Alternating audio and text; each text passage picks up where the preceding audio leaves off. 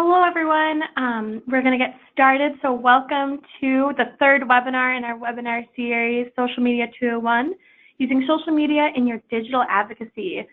I'm Lauren Robertson. I'm the Digital Advocacy Manager at Child Care Aware of America, and I'm just going to do a couple of introductions, some housekeeping items, and then I'm going to pass it over to our Social Media Manager, Liz Twilley, who's going to lead this webinar today. Go to the next slide. So everyone, we want to reiterate our goal for this webinar series in today's webinar. It's to expand the advocacy capacity for CCR&Rs, providers, and family advocates at the state level. Just to let you know, if you have any questions, feel free to type them into the chat box. We will be monitoring that throughout the webinar, and we'll get to as many questions as we can. If we don't get to your question, we can follow up with you in an email or in a different way. We are recording this webinar and will be available soon after the completion of the webinar. We were having some YouTube difficulties yesterday with our Social Media 101, but we do have that link live and ready on our website if you want to watch that Social Media 101 if you weren't on yesterday. Everyone will be on mute, so if you need to type on your computer or have someone come into the room, that is okay. We cannot hear you. So again, if you have questions, type into the chat box. And we will have poll questions, so be ready to participate throughout the webinar. To join the movement that we are leading here at Child Care Aware of America, we encourage you to go to childcareworks.org and sign up, and there's resources and our action center on that website. So today we will be talking about how to amplify your message using social media to engage advocates, using social media for organizing, where we have a special guest from Minnesota, Debbie Ziemer, who I used to work with and I'm really excited to have on the call today. And then we'll be talking about creating graphics and campaigns, which is something that came up in our Social Media 101 yesterday and we're really excited to cover today. And then go over a couple of resources that we have here at Child Care Aware of America. So speaking on the webinar today, we'll have three folks. We'll have Liz Twilley, like I said, a social media manager who will be leading the webinar. She is a social media pro, so if you have any questions throughout, she's here to help. Then we also have Chrissy West, our Director of Advocacy, who will be talking about engaging with advocates. And then Debbie Ziemer, who will be talking about how to organize specifically family-friendly neighbor providers. It's a really cool project that's going on in Minneapolis, Minnesota right now. And then she also has a really sweet story about her grandson as an advocate. So to get started, we want to know who's on the call today. So I'm going to launch these polls. And once I launch them, feel free to answer them. We encourage you so we know who is on today. So the first one is, what best describes your role? If you've been on our other webinars, you know that we start with this question. This just helps us know who is on the call, what your needs are, different things like that. If you are not one of those roles listed, feel free to type in the box what your role is. All right, it looks like we're about 50% are CCR&R staff, some other are nonprofit staff members. We have some childcare providers on, some parents on, and some others. Awesome. So we have representation across the board. All right, I'm going to close that poll and launch the next one. I use social media. Okay, I'm going to make sure I did the right one.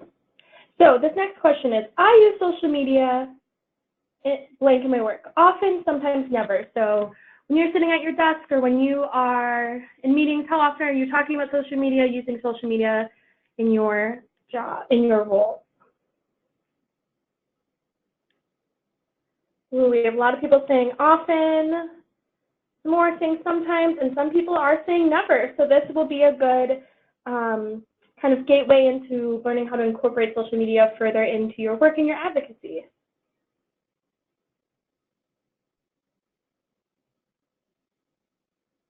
Awesome. So it looks like we're about 52% are saying often, and that makes sense.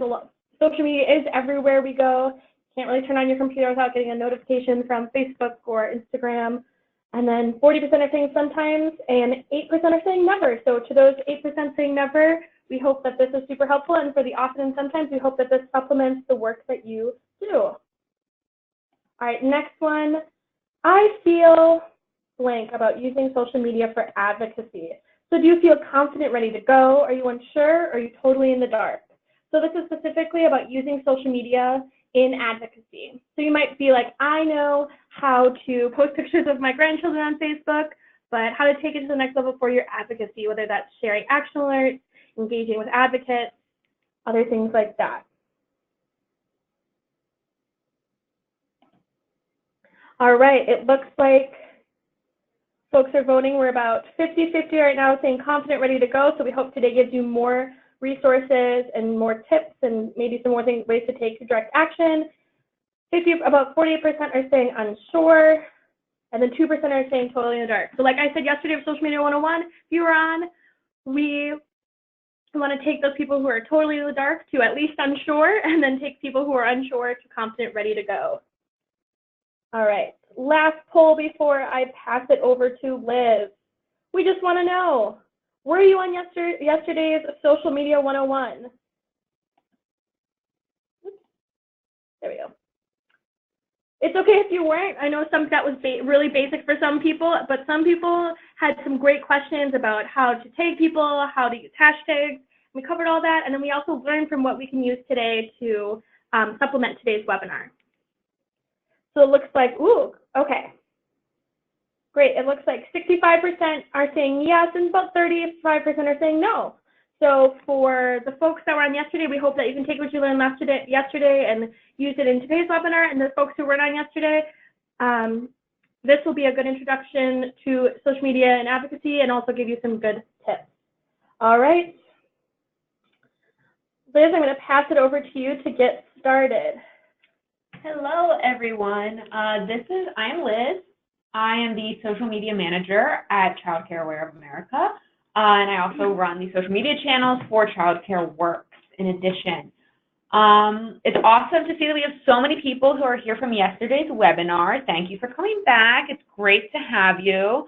For everybody who was not at the 101 webinar yesterday, we're just going to do like a little brief review so you kind of know what we went over and where we're moving forward from. So in the webinar yesterday, we went over like the different sorts of social media platforms, the audiences, kind of the differences between them all, and how you can use the different platforms to reach different audiences and to communicate in different ways with your, and communicate in different ways. And then we kind of went over creating pages, beginning to post, and sort of how to start growing your audience. And so right now we're just going to jump right into why use social media. A lot of people, especially when you're a new beginner, kind of feel like your audience might not be there. It can seem very daunting to start a page that's initially going to have 0 followers and to build up to actually having a presence online. And a lot of people, especially in the childcare industry, feel like their local audience might not be present and that their potential advocates aren't necessarily online. But the fact of the matter is they are. There's people online and they have a childcare story to tell, and you can find them and engage them using social media. As you can see on your screen, 70% of childcare seekers use social media at some point during their search. They are online, and if you're not online, then you cannot really expect parents and potential advocates to find you. And so these are just like a few level setting stats to kind of get everyone on the same page. So how do families use social media? They use it as a searchability tool. This is a way that they, as I said before, like this is a way that parents, providers, potential advocates, anyone that you're communicating with online, they will find you through social media, unless you don't have a presence, which is what we're trying to fix. And they use it as a way to kind of read reviews and testimonials, and it's a way to create reliability and an authority in your space to have that sort of digital presence. And as we all talked about, and this was one of our most requested asks from our webinar yesterday, was to kind of learn how to use social media to engage with your lawmakers. And we will go into that a bit more later. This is just kind of to give you guys a little refresher and let you know that this social media is a great way to engage with your lawmakers because they are there. They are on Facebook, they are on Instagram, they're on Twitter. They all have handles that you can look up. And and they're posting and they're active, and this is a great way that you can just tag them and you can start a conversation with them, or you can let them know your message, and then you can also follow up with them. You can foray that into an in-person conversation, and then you can follow up with them after the fact, and you can really start an entire conversation just beginning on Twitter or Facebook or something as simple as that. And so you also need to be a bit careful about what social media platforms you use. You know, we talked a lot yesterday about how it can seem very overwhelming to be on social media because there are so many different platforms. And so my recommendation is to kind of find what's going to work for you and go from there. Facebook is a great place to start if you're new to social media. 88% of online adults between the ages of 18 and 29 are using Facebook. My second recommendation would be to use Twitter. That's a great place to engage, especially conversationally. It's pretty quick, it's very fast-paced, and it's definitely a place where you'll be able to find your representatives and engage them in a conversation.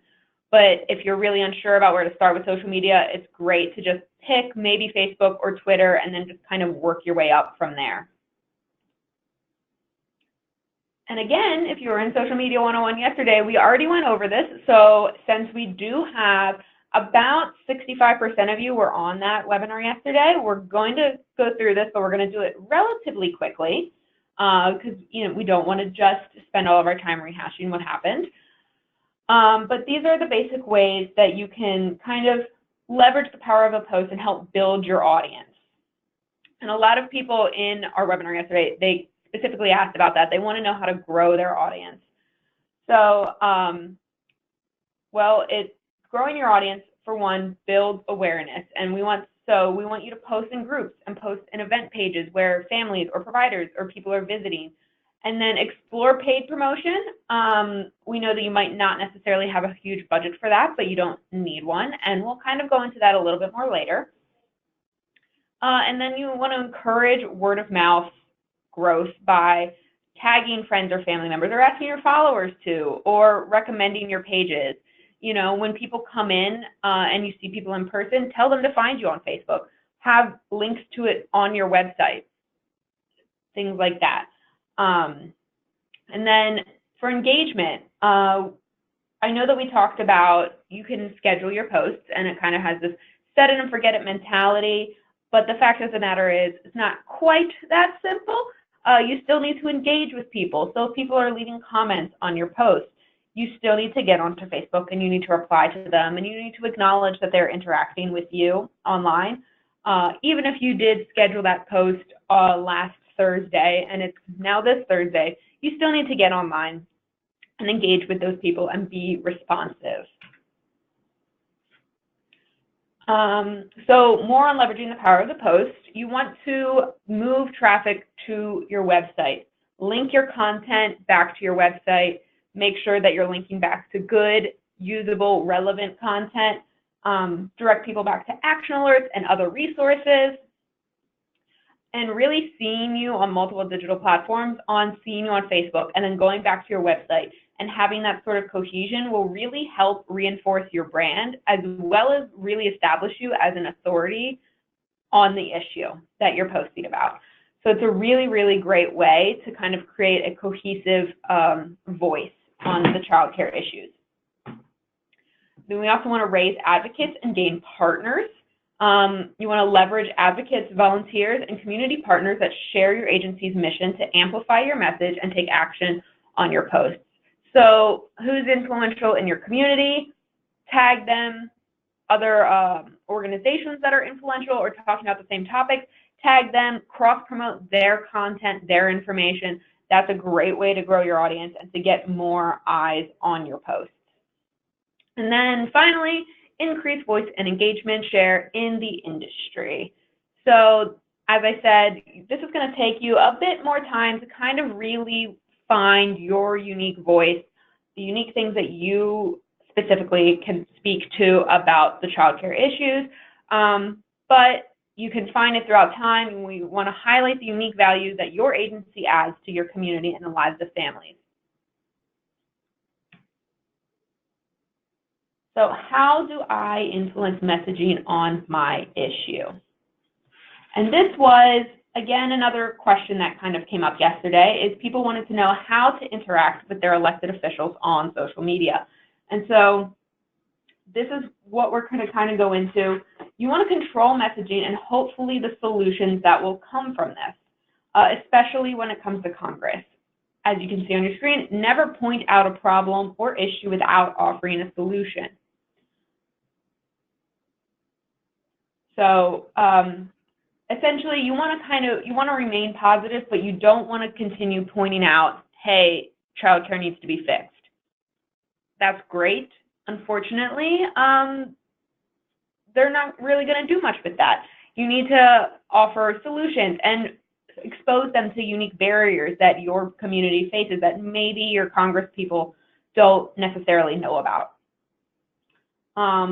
Because you know that your localized community much better than they do, and it's important to have your voice and your opinion as a part of that conversation. Another thing that came up yesterday, which I'll just address right here, is that people also were very curious as to how to manage conversations that get personal or controversial when you're posting online.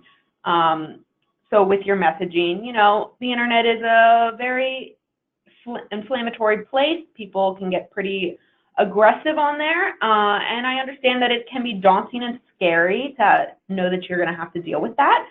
And I'm just going to give you a few tips. Basically, the biggest thing is don't engage with them. If somebody's leaving really incensed comments, you want to try to probably continue the conversation with them, but you want to do it in a private manner. You want to get them communicating with you via email or via direct message or something that's not in the public eye as much, but it is very important that you do respond to them in a very calm and polite manner, because while they have left this comment that you might be addressing privately, you also should not be seen as ignoring them or dismissing their comments.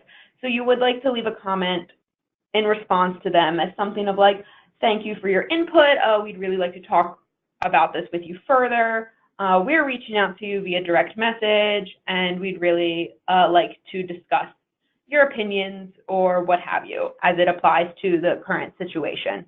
So you do want to address them publicly, but you want to get the conversation into a private forum as quickly as you possibly can.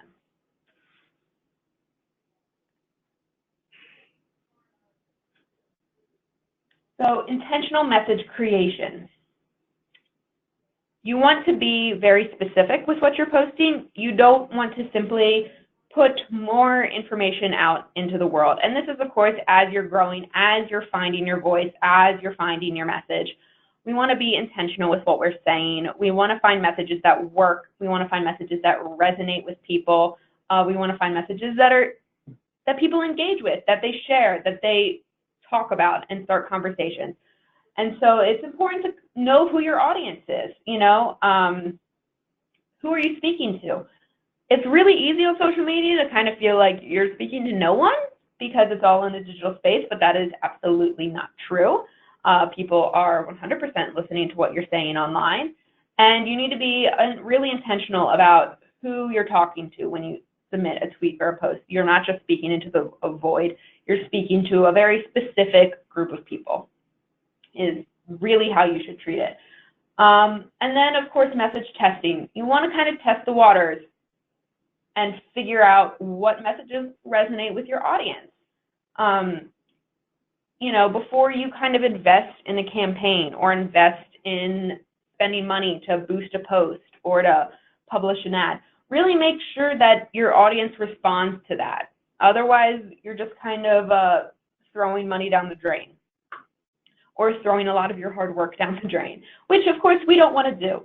So you want to find what your audience responds to. Find the messages that are really working with them and generating a conversation, and then put your efforts behind that. Expand on that message into a more in-depth conversation, or potentially put a little bit of money behind it. You'll get a better organic reach if you kind of use this method and and you'll get a lot more engagement. And you can really see what your audience is responding to by using the insights on Facebook. It will give you very extensive data about how your posts are performing, what's getting the most engagement, and really where you're excelling in your social media strategy. So now we're going to kind of move more towards advocacy, which is, of course, what we are here to talk about today. Framing the narrative for advocacy. You need to find influencers, which are people who have a voice that is recognized, it is listened to, and it is followed, who can talk about your issues. These people can be leaders in your community. They can be celebrities. They can be boards of directors at national organizations.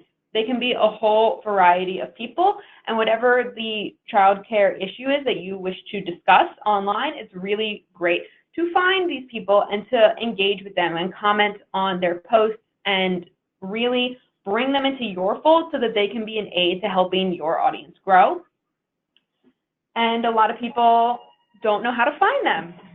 A great way to find these advocates is hashtags. No, these hashtags that you're seeing on your screen right now are a little old. As you can see, they're from 2017, but it still stands that hashtags are a great way to find these people. If you're talking about paid family leave a lot online, then look up the paid family leave hashtag.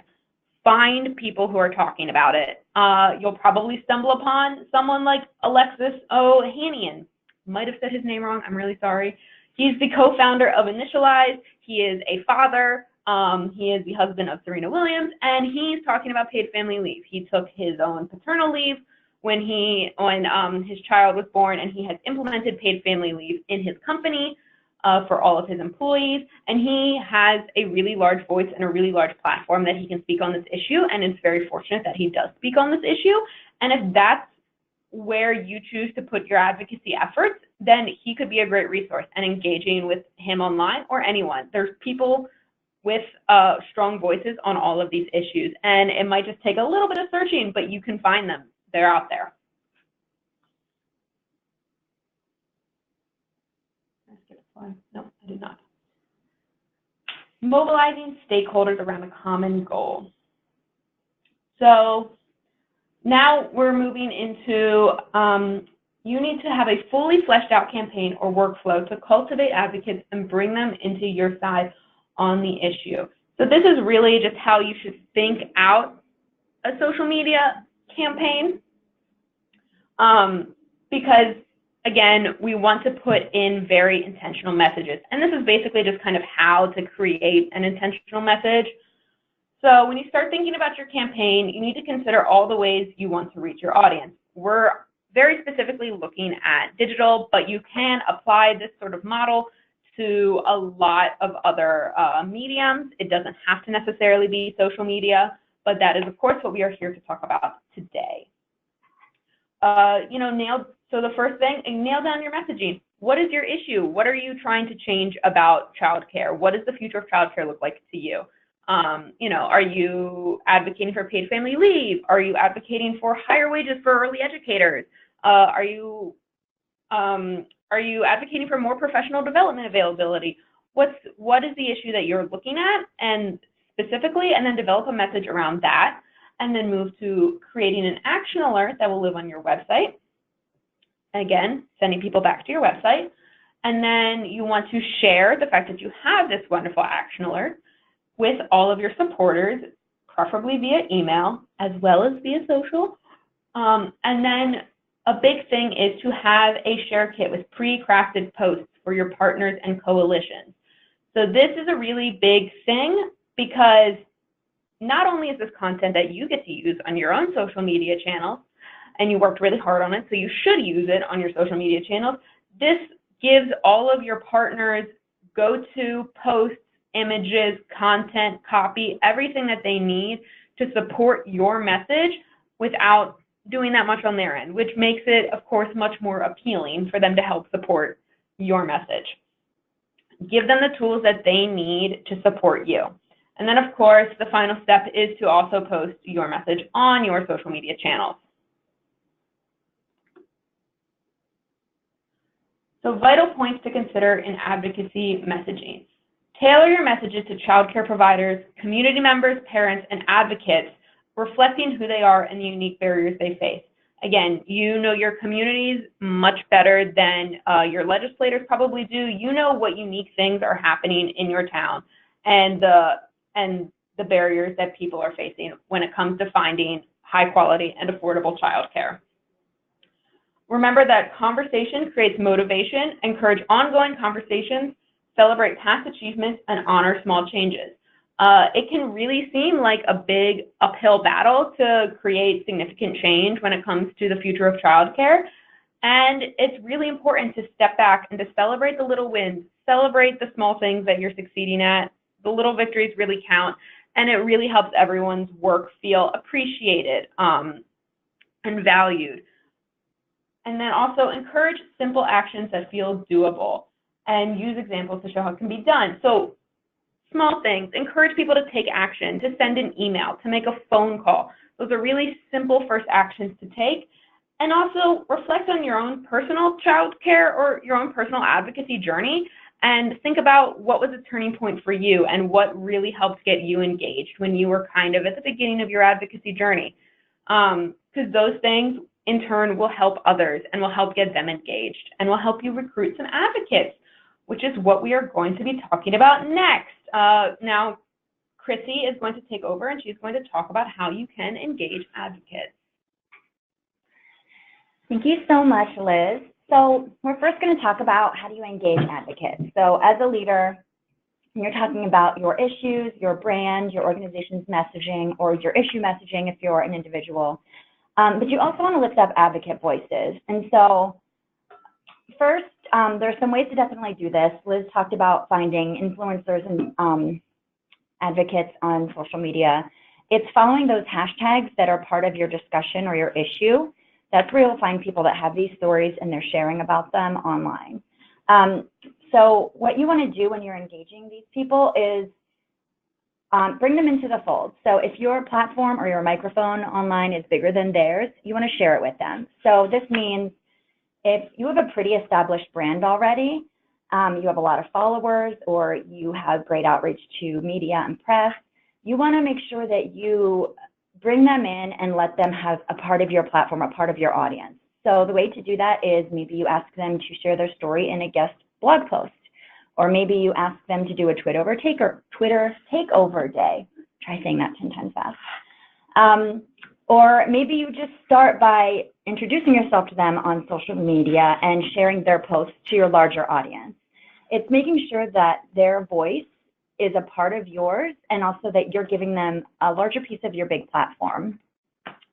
Also, if you have resources like research, data, reports, you want to share it with them to help them make their case. So when they're trying to make their story to lawmakers or to the media, you always want to make sure that it's backed up with data and research. Legislators like numbers almost as much as they like personal stories. So when they're getting a personal story from an advocate, whether it's on social media or in the news or in a one-on-one visit, you definitely want to make sure that they're backing that up with stats to make their point. They get the touchy-feelies when they hear these stories. They want to make a difference, but they need the numbers to really back it up and say, this is worth it, it affects a lot of people, or it'll save money. That's a big one. So you want to just make sure that you're backing them up with those resources, especially if they're individual advocates who aren't connected to another organization or a CCR&R. Just making sure that they have those resources to kind of bolster their case is really, really helpful. And then answer their questions. As a national organization like CCAOA, we get a lot of social media questions, and sometimes it's from advocates who we know, and we encourage those, whether it's via email or in social media or in person. But a lot of times it's just advocates or researchers that are trying to make their case, but they don't really know the stats, or they don't know how to go about it, or they don't know how to engage their lawmakers. Make sure that you're engaging back with them. Even if you have to take it off social media into a different venue, for instance, on phone, you want to make sure that you're there to support them because their story is your story, right? So they're reaching out to you because they have some overlap in issues and they want your expertise. This is especially important when it's voices of people of color, of women, of trans persons, immigrants, homeless populations, low-income families, workers with non-traditional work hours, jobs involving manual labor, things where it's not the usual. So we've all read these stories in the media where it's, you know, a two-parent household and they're kind of upper middle class and one parent is, you know, struggling, but the other parent makes a lot of money and, you know, they're trying to afford their child care. That's really hard, you know, to handle, and it's really common. But we also want to raise up the voices of people whose stories are not traditionally heard.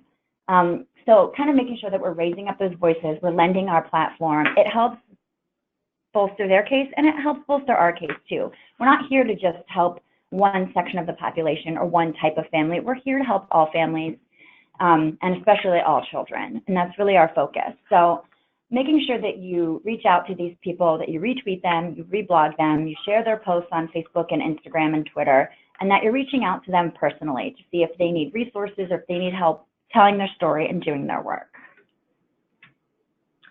How do I retain advocates? So part of it is doing that work when you're finding them and sharing your platform, right? We want to make sure that they feel that they're valued, that their story is part of your story. But there are 3 things that we typically do to make sure that people feel that their story is valued and that they're part of this fight with you. We want to recognize them.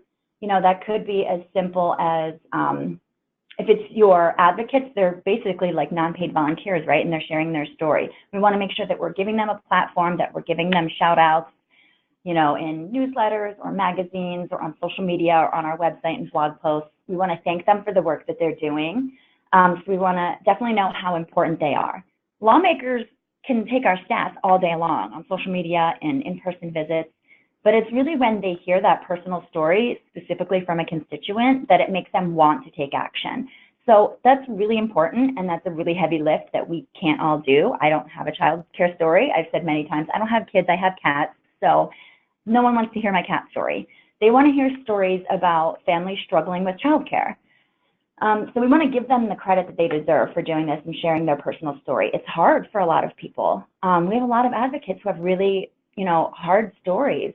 They've suffered infant loss. We want to make sure that they know that they're appreciated for sharing that story because it's often a really hard thing to do. And we want to elevate.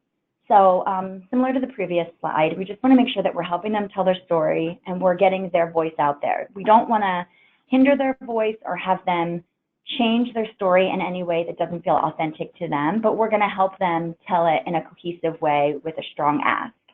Other than that, we want to make sure that they're included in our organizing structure, and we want to make them a leader. So that's how we tend to retain our advocates, is sort of by recognizing, appreciating, and elevating. Those are 3 things that you will come to love because it also helps you build a relationship with your family advocates or your provider advocates or your R&R advocates.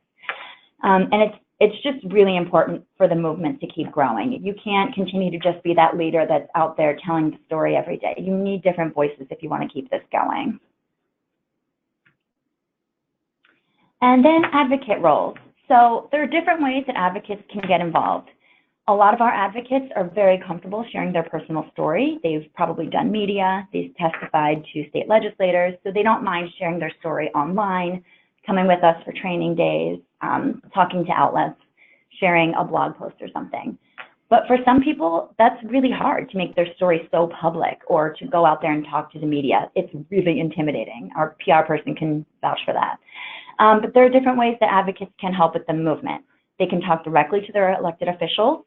They can post to social media to help drive the narrative. This could include on their personal pages, in groups that they're in for providers or parents or early education professionals. And it could be our posts or their own. Rapid response to legislative issues. This is actually really critical for state level issues, especially. State legislatures often need advocates to testify and share their stories in order to get bills passed. And so part of that is locating your advocates on social media and in larger discussions in larger venues, and then bringing them into the fold, getting them trained, making them feel included, elevating their stories, and then recruiting other parent advocates. So once you've built that relationship of trust between your organization, and specifically, I'm thinking of, you know, the disembodied like Twitter account that's Liz behind there, but people are interacting with it. They don't know who that Twitter account is really. Is kind of making that one-on-one connection, bringing them in and introducing them to other members of the team where they can build a real personal connection, and then having them recruit other parent advocates. Every parent advocate or CCR&R provider is in probably a huge network of other providers or R&Rs or parent advocates. And this is where having them feel included and having them feel valued and wanted as part of this fight is really critical, because they're not going to say, oh, I have this great experience with CCAOA, for instance. You guys should join. You know, they really need to hear your story. You have a different type of cost story or access story to childcare that they haven't heard before. They're not going to say that, and they're not going to share the work that they're doing in this movement if they don't feel good about it. So one of the ways that they can get involved if they're not comfortable talking publicly or doing anything kind of out there if they feel like it's political is to talk to other parents or other people in the same role that they're in. And that's really all built off of the trust and the relationship that you've created. So those are just some tips for recruiting and training and retaining advocates. We are always happy to go into more detail. Right now, I'm going to hand it over to Lauren, who's going to introduce our fabulous guest on today's webinar. Awesome. Thank you, Chrissy. So it's really easy for us to sit in this office in Arlington, Virginia, and tell you how to use social media and advocacy.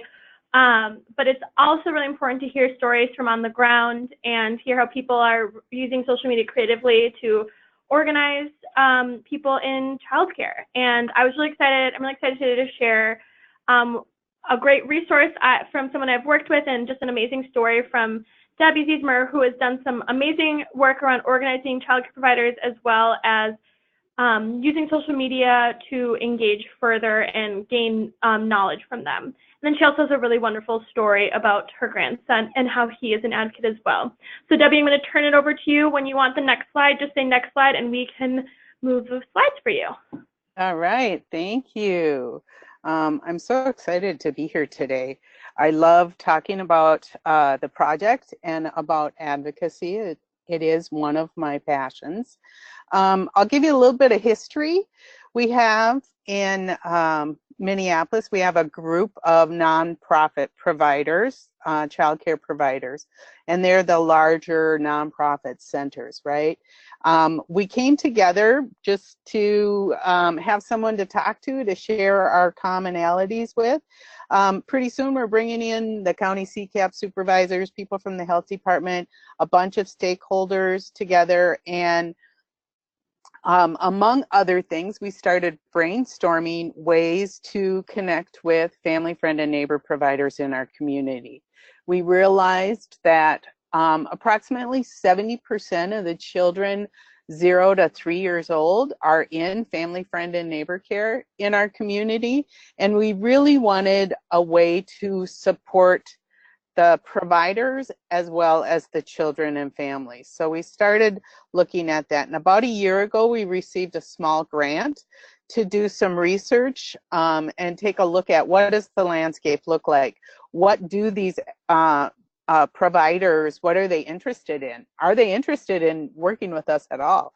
We really had no idea at the time.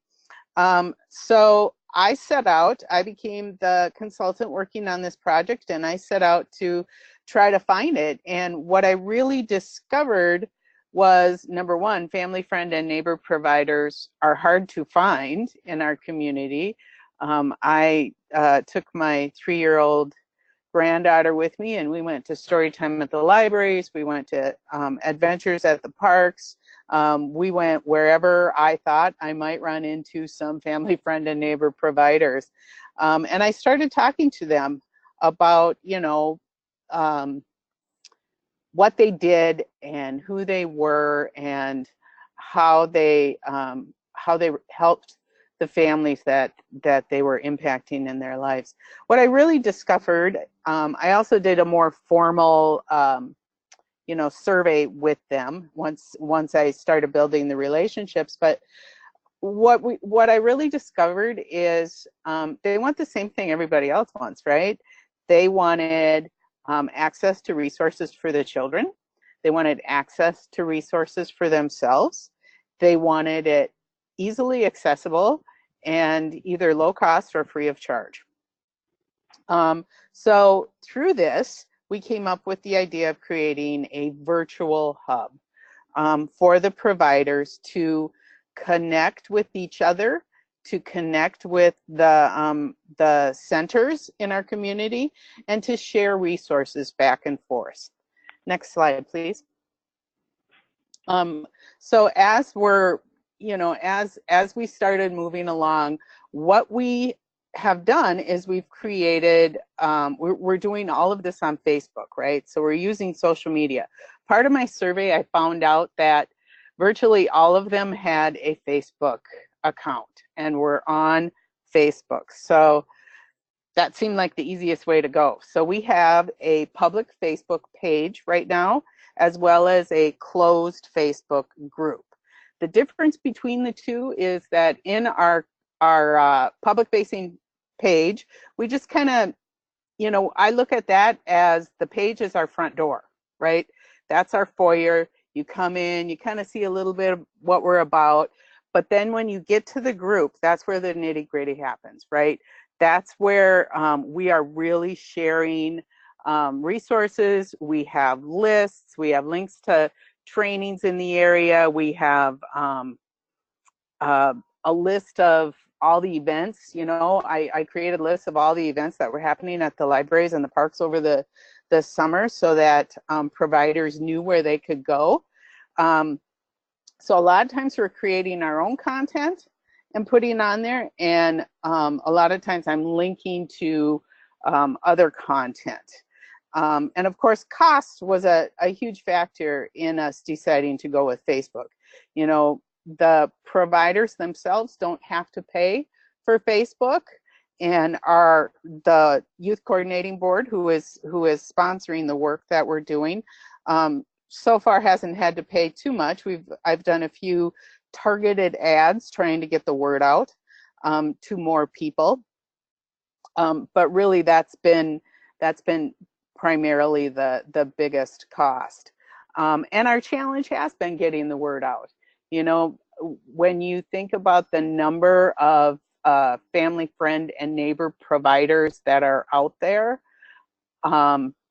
and the number that are in our little group, there's a big discrepancy. So we're still trying to get the word out. We're relatively new. We've had it running for about 6 months now, I would say. So we're still getting to know each other and really getting the word out and trying to grow. Eventually, we're going to expand into Pinterest. We'll be having secret boards and group boards. Pinterest, when you think about Pinterest is nothing but a huge search engine, right? It's very similar to Google in that you can go into Pinterest and you can search for just about anything. And there's a wealth of information on there when it comes to activities for children, for example. You can find all kinds of things. Part of it is that it's not always developmentally appropriate stuff. It's not always, it hasn't been vetted. So that's where I come in when I'm putting stuff on the Facebook page, is I'm curating that content and I'm vetting it for quality, because we do want to make sure that we're maintaining, what we're promoting in the group is quality. So eventually we will move over, expand onto Facebook, just so that there are more resources for the providers to use. Again, our page, our Facebook page is public, and if you like it, feel free to like it. Please like it and follow it, because that increases our visibility. The more people that like our public page, the more people that are going to start seeing the content that I am posting on there, and that will then funnel people to our group. The same with Pinterest. I use Pinterest for the same reason right now. I'm posting stuff out on Pinterest and I'm funneling them all back to our group and just linking it all in. So next slide, please. So what I've done, since we're still fairly new, I haven't done a whole lot around advocacy just yet. I did use the primaries as a time to start start getting their feet wet, so to speak. I really did a lot of posting around encouraging them to vote in the primaries, giving them some education. You know, what are the primaries? Why are they important? Why is it necessary for us to know and understand what is happening in our community? I created a lot of graphics on, and I also borrowed a lot of graphics from that were already created on where do they go? How do they register? What does a sample ballot look like in their area?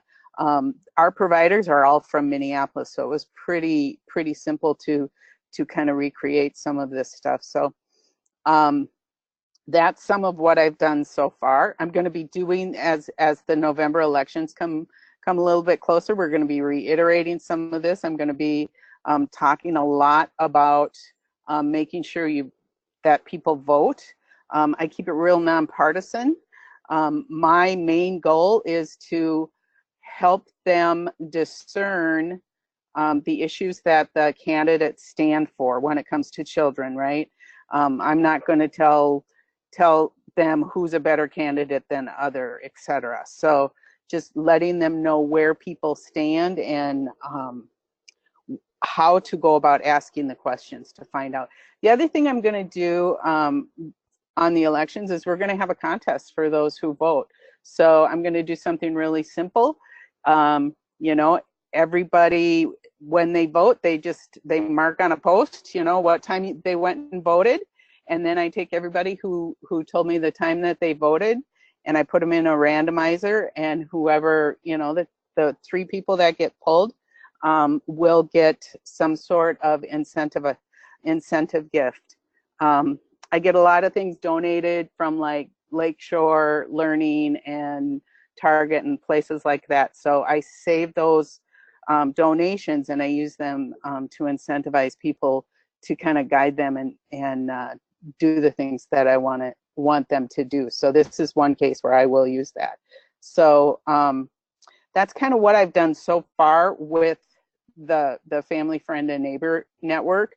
I do expect to get a little bit more into, as time goes on, get a little bit more into some advocacy training, just some basic, you know, kind of training stuff, which I've done in my former role. And I'm going to talk a little bit about that. Next slide, please. So one of the things that I think is really important, I've worked with a lot of parents and childcare teachers as well as community members. I spent 23 years at the YWCA of Minneapolis, so public policy was a huge part of what we did.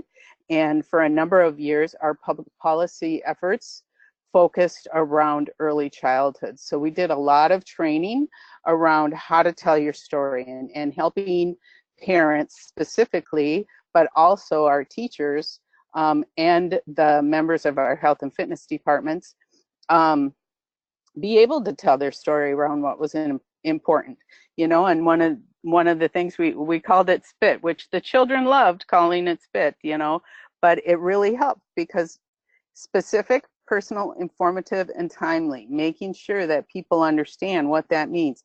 Keep it specific. You know, if you're going to ask your representative for something, make it a specific ask. Keep it personal. How does this affect you personally?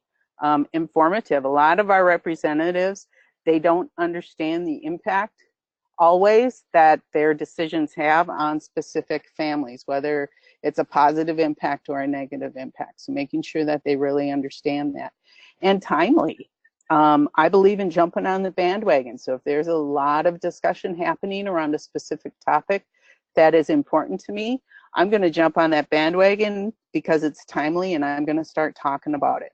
And when you think about with social media, Facebook actually rewards you for jumping on the bandwagon because they're going to show your posts to more people. So the more people that are talking about a topic around, especially with the elections coming up, the more people that are talking about those topics, the more the posts that you create and generate are going to get shown to people in your feed that follow you. So that's something you might want to keep in mind. The other thing is just start small. Give them something really low risk. We would always do our first trainings in the evenings, and we would have our cell phones ready, and we would, you know, give them the phone and let them call and leave a message. It's pretty low risk. You don't have to even talk to a real person. You can just call. You have your script written out in front of you, what your story is, what you want to say, what you want to ask, and then just call and leave that message. And that a lot of times is enough to give people the confidence to take that next step, to whether it's letter writing, whether it's visiting their representatives, or whether it's testifying and telling their story. And I wanted to give you an example of Iman. She was a Somali immigrant. So she spoke really good English, but she was not real confident in her English, but she wanted to help. And she agreed, you know, she started out small. She was afraid to leave a message because she didn't think people would understand her, but I convinced her she could leave a message. And then pretty soon I'm convincing her she can go testify, right? And so I helped her figure out her story, what she wanted to say, all of that. I didn't tell her what to say. I just helped her figure out what she wanted to say and rehearse it with me. And I helped her. She was really concerned about pronunciation. So she kept asking me how to pronounce certain words. And then I drove her to the State Department, you know, where she was going to testify, and I told her I would sit right there with her. And on the way over there, she was petrified. She was really nervous. She did not say a word to me the entire drive over. And we got there, and I could tell she was just, you know, really, really scared, a lot of anxiety. It came to be her turn. Of course, they made her wait till last. But she got up there, and she basically read her story as it was written in front of her. But she did great. Everybody praised her. The committee members, you know, thanked her for coming, thanked her for telling her story. Afterwards, people, partners in the community, in the early childhood community, told her what a great job she did, thanked her for coming. On the way home, she was just smiling.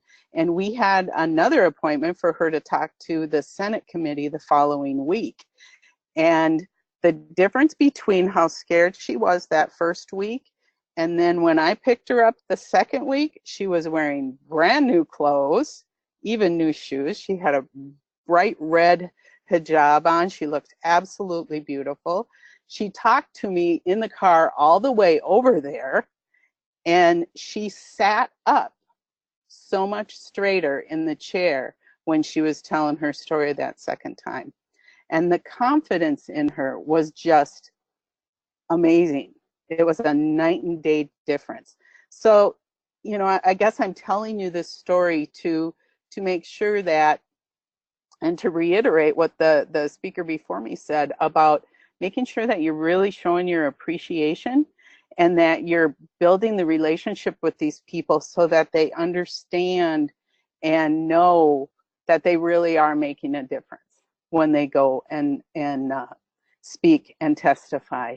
It really does matter, whether it's in a letter, whether it's in person, or whether it's on social media. It's really important. Next slide, please. And now I get to tell you my favorite story.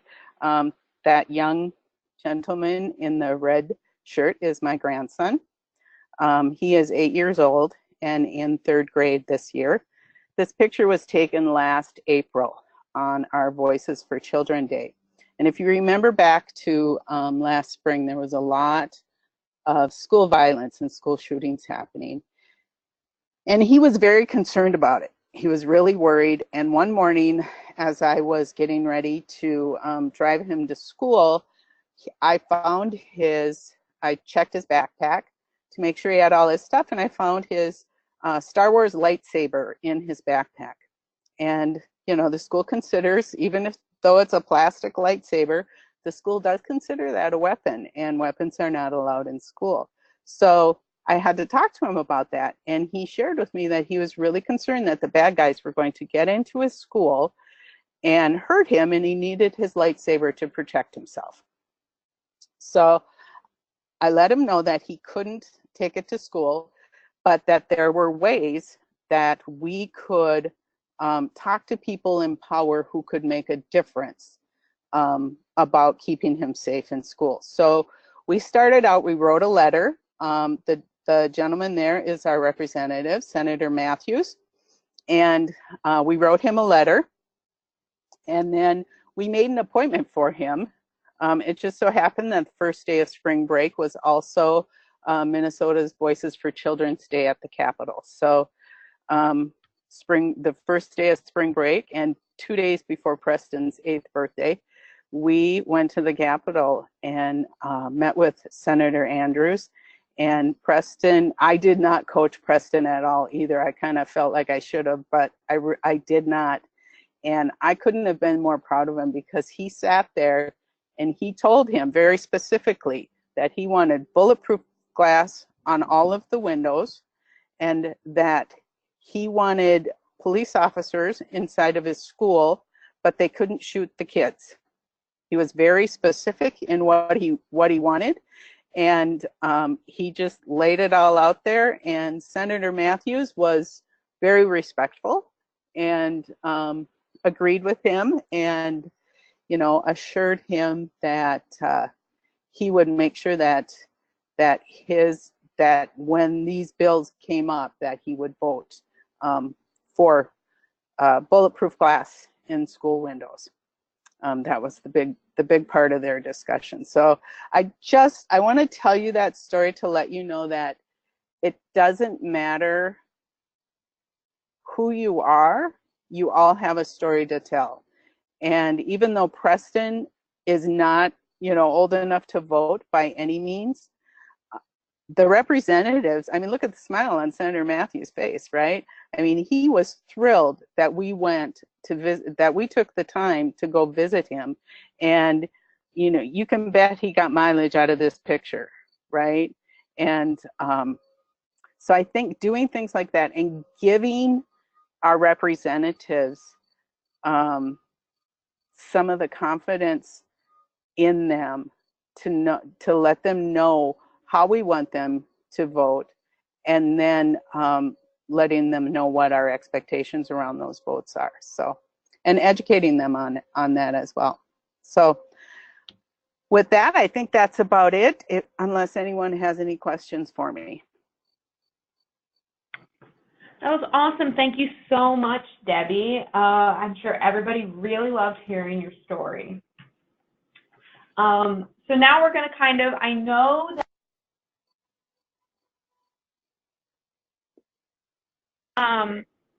sorry, I accidentally muted you. Sorry. Okay. We're fine. And I know that this is when we said we were going to be done, so I'm going to kind of move really quickly through these next few slides. They're all about just kind of more technical aspects about your posts to help optimize them, make them eye-catching, make them great, and really encourage people to engage with them. And of course, at the end of this, you'll receive my contact information. You can feel free to contact me. Not a problem, but we're going to just try to move quickly through these for time purposes. So, photos are very important on your social media. It is a fact that people will engage with your posts more if you have a picture or a photo to go along with it. And it really works well if you get them from events or from meetings or, a day on the hill. Any sort of thing where actual people are interacting is a great photo. So we really do live by the motto, pics or it didn't happen. Or as Chrissy likes to say here at CCAOA, horizontal pics or it didn't happen. We really would like you to orient your phone in the hamburger style instead of the hot dog vertical style in order to take your photos. And no excuses to not having a camera. Like I said, everybody has a phone and your phone has a camera, so you can always take pictures at all times. and it doesn't matter. I am the most unphotogenic person in the world. It happens. And there's still, you know, photos online. So don't be ashamed. It's great.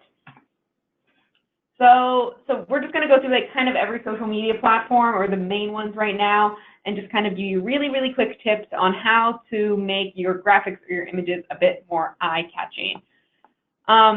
And you can look up online actually optimized image sizes for all of these photos, for all these different platforms. They are all different, unfortunately, so to truly optimize them, you kind of need to make a bunch of different images individually for each social platform.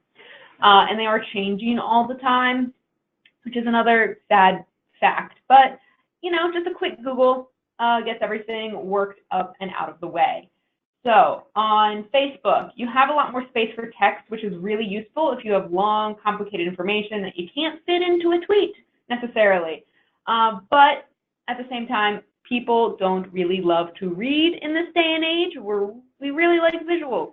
So incorporate your text in like a fun visual manner, you know, link them back to an article, personalize your message, and of course, always put a call to action on your message and include a link. Now for Instagram, this is like really good for short tips, and this is really a great place to go if you have images from your events, from a meeting with your legislator. Instagram is a perfect place for this. One main thing about Instagram is that when you write your caption, your link will not be hyperlinked. You cannot put your link in your caption if you actually want people to be able to click on it. It has to go in your bio. You have an option in your Instagram bio to put a link there, or if it's short enough and concise enough and easy enough for people, you can just stick it right on the image, and hopefully people will be able to go to that link. And you know, you can always put in your caption. I'm sure if you use Instagram, you've seen it before. You just put like, to follow up, see link in bio, and then people will go to your bio if they would like to follow up with further engagement on what you're posting about. And then Twitter. So Twitter, as we all know, is a lot shorter. You have 280 characters, so it's short and sweet, and it is a much more text-heavy platform. You're going to see a lot of tweets out there that don't necessarily come accompanied with photos, but it does make them more engaging. It is where hashtags are very important, and you would definitely should strive to use them. And it's really easy for others to share your message. And yeah, and again, shorten your links. That's just kind of a general rule across most platforms. Unless you have really lovely, concise links on your website, you probably should use some sort of URL shortener. Twitter has one built in. If you use a scheduling platform like Hootsuite, there's one built in. If not, there's free ones that you can use throughout Google. And then using data. So we kind of just touched on this. Keep your tweets, Facebook posts, and Instagram posts short and sweet. Have engaging images that really enhance the information that you're trying to convey to people. And then you should just kind of have a little short blurb, as I tend to call it, that goes along with the information that you're putting in the graphic. This goes for everything unless you're doing a Facebook ad, in which case the rule is essentially zero text. But for all other instances, we would like you to create images that are engaging and also informative. And so these are some hashtags that we commonly use on Twitter and Instagram if you want to engage with us. You know, we use childcare, preschool, pre-K, ECE, moms, babies, invest in children. These are constantly things that we're talking about online. A lot of organizations are talking about these things online. But we also understand that we have to reach our audience at where they are, and whereas we don't necessarily say the word daycare at our organization, we prefer childcare because it elevates the profession. But many parents use the hashtag daycare, or many parents use the term daycare. And so in order to engage those parents and people in conversation, we will use that hashtag and in order to find those people, and then hopefully educate them about using the word childcare, and convert them into people who use exclusively childcare as a hashtag instead of daycare, and help. And then that's part of their advocacy journey is educating them about the issues and then helping them share their story. And now these next few slides are just going to be some resources. So again, we're just going to kind of whiz through them to give you guys some of your afternoons back. CCAOA has resources, and we will be sending all of these out. Of course, you're going to receive a copy of this webinar. You're also going to receive an email with a lot of these resources linked. So don't feel like you need to furiously write anything down right now. But CCAOA has social media resources for you to use. We have action centers that you can share, that you don't have to set anything up. We have a ton of resources for you to use. A lot of them are pre-made, ready to go. They have copy, they have images, everything that you need to really get started. And also, I was just thinking, as Chrissy was talking, we are currently working on an election sort of toolkit that you should be coming your way relatively soon. So now we have everybody's contact information. We'll be able to send that to you, and that'll be election resources to keep everyone informed and engaged about everything happening up through November. And that, you're more than welcome, and we're so happy to have you use them. So these are digital resources to use in your advocacy. They're things like free photo sites so that you can kind of get stock images of children and parents and people playing, and some advocacy platforms and extensions. There's also free, if you don't have access to Photoshop, there's Canva. It's a free sort of online Photoshop. Things like Hootsuite, which is the scheduling software that we've been talking about that you can get for free. So you have a lot of resources available to you that you don't necessarily have to shell out a ton of cash for and have a huge budget behind your social media engagement, which is awesome. So now we're going to get into the next steps. Yay, we've reached almost the end. If you would like to, you can sign up for our next webinar if you haven't already. It is on September 26th, and it is Effective Storytelling in Advocacy. You can sign up for that webinar at childcareworks.org. You can also follow us at ChildCareWorks on social media. We are at ChildCareWorks on Facebook, Instagram, and Twitter.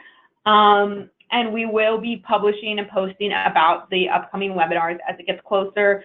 So just keep an eye out for that. We'll give you all the registration links you need. It'll all be right there for you. Be on the lookout for the email that will be coming to you later this afternoon that has all of the resources we've talked about today, as well as a recording of this webinar in case you would like to spend an hour and rewatch it. And then you can contact us. You can contact myself or Chrissy with any questions that you need. If you have any social media questions, my email is liz.swilley@usa.childcareaware.org. It will be on the screen later, so don't worry if you could not actually understand what I just said. And now Lauren is going to facilitate our last two polls about how you feel about using social media for advocacy. Awesome, thanks, Liz. We'd love to hear how you feel now at the end of this webinar. I know it was a lot of information thrown at you with lots of different resources, but like Liz said, this will all come to you in an email, so if it felt like a lot, let us know. So let us know how you feel about your using social media for advocacy, and if you have any questions, again, let Liz know. All right. It looks like we have 0 totally in the dark right now, which is great because that means we got that 2% at the beginning out of the dark. I'm going to do that. As you can see, no totally in the dark, which is great. One more poll, if you have time, is what do you want to learn more about? This just allows us to tailor our future webinars to what you need. So let us know. And if you have any ideas or anything else, we are happy to talk about that. Seeing a couple of folks are saying they want to meet with legislators, which is great because we have a whole webinar on setting up constituent visits. Crafting an effective story and ask is also our next webinar, which is going to be great. And going more in depth on social media, some folks are saying. Again, Liz is here as a resource. Actually, after our webinar yesterday, we had someone email within the hour saying, I have this specific problem with social media and I want help on this. and Liz was able to help her, and it was a great way to use the resources from the webinar. All right, awesome. I'm going to close that and share what folks are saying they want to learn more about. Thank you for typing in more. All right, in the chat box. Awesome. Thanks, Liz. I'll hand it over to you. Yep. Oh, I can actually end this. So here we have Liz and Chrissy's emails. If you have any questions, any specific questions, feel free to send to us. And we are so glad that you stayed with us for 13 extra minutes today for the folks that did. Actually, more than almost 75% stayed with us for the last 15 minutes. I'm actually very proud of those numbers. But thank you so much, all. Have a great rest of your afternoon. And we hope that you enjoyed the webinar today, and we hope to see you on the 26th.